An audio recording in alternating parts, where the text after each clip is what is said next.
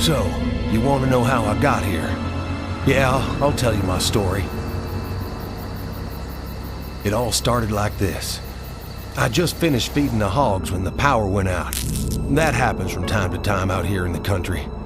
I tried calling the electric company, but the lines were dead. I didn't think too much of it at the time. Later that day, I noticed a stranger in my yard. Something wasn't right with him. The way he was just standing there. I went out to see what he wanted. I killed the strangers. It was them or me. The poor devils looked like they fell in a septic tank and festered for a few days. I'd never killed no one before, so I sure was real spooked. I decided to head over to my neighbors across the cornfield. I just didn't feel safe hanging around here all by myself. My neighbors were dead. I didn't know what the heck was going on, and I was scared to death.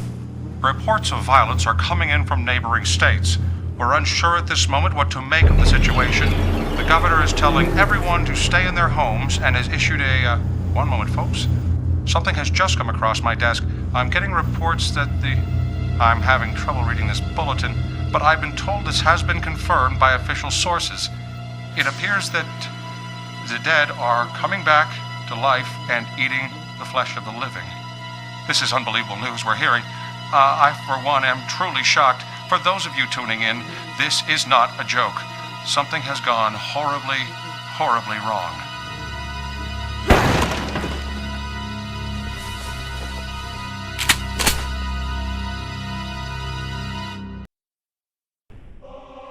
I did what the man on the TV said and stayed on the farm as long as I could. I got by okay, but those corpses kept coming. The shortwave radio said that the military had some safe houses set up in the city. I was running low on supplies and starting to go crazy all by myself. I had nothing to lose. The city looked like a war zone. Roads everywhere were blocked. I didn't know where to go until I noticed a flicking light in the hospital up ahead.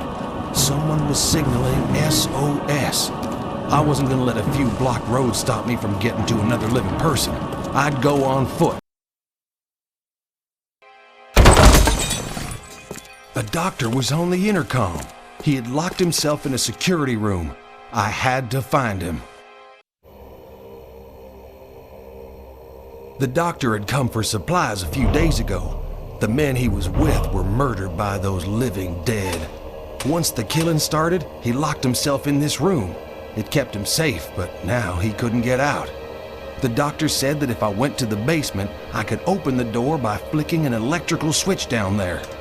First, I needed his pass card to get into the basement.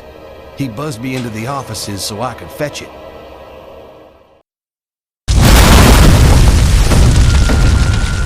Explosions rocked the hospital. No time to think. I just had to save myself.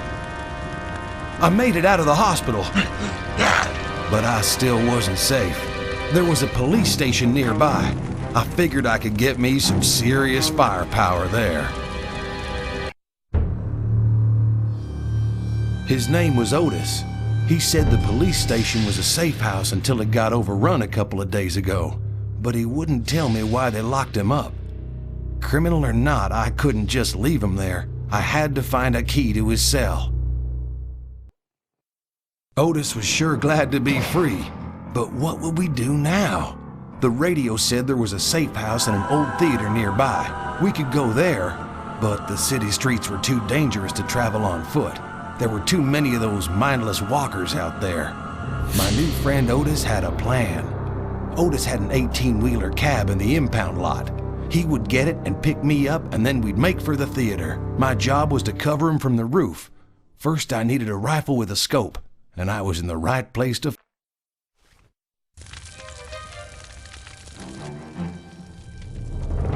Otis was ready to run to the truck. I didn't have many bullets in the sniper rifle, so I had to be careful. I couldn't let a single one of them get to him. Otis had abandoned me. I had to find another way to get to the theater. It wasn't too far, but the streets were crawling with the living dead.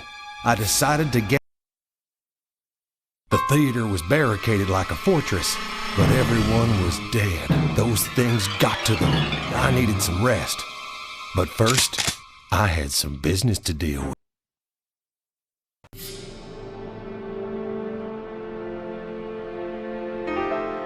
I woke up to honking. Otis came back for me. I asked Otis where we were going. A trucker on his CB radio told him about a city of the living, completely surrounded by water and walled off from those creatures. We had to find a way there. Our best bet was to go by boat. We headed for the docks. Freedom was in sight. Otis would go down and find a boat while I covered him. Otis found a 20-footer. He would hotwire it while I went to the control tower to open up the harbor gates. We barely got out of there alive. It was like they knew we were trying to get away. I was relieved, but Otis wasn't doing so good. I could tell they had got to him. He looked at me and took a deep breath and asked for one last favor. It made me sick to my stomach, but I had to do it before he turned into one of them, a living dead.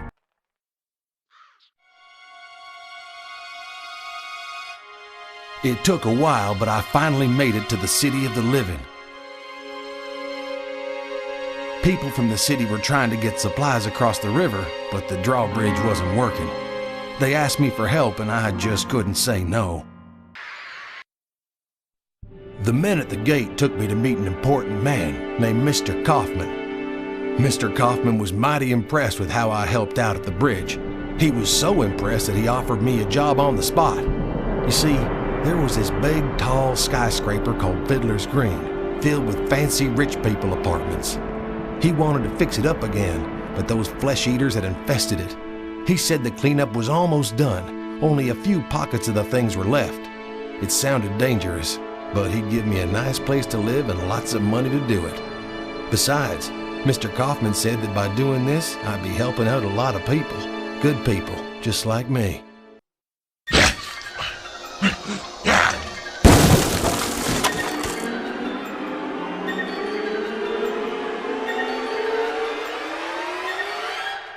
And that's how I got from the farm to the top of Fiddler's Green. Inside the city, life went on. Kaufman opened his fancy tower. Only the rich and famous were welcome, but that's a whole different story. At times, things seemed almost normal, but I knew, heck, we all knew, beyond the city walls was nothing but death, and it was trying to get in.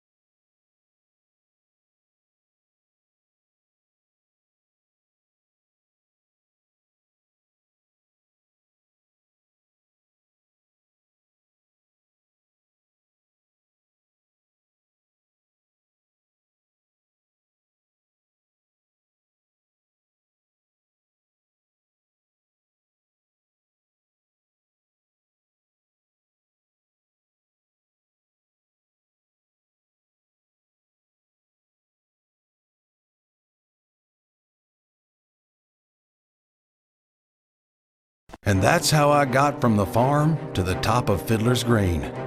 Inside the city, life went on. Kaufman opened his fancy tower. Only the rich and famous were welcome, but that's a whole different story.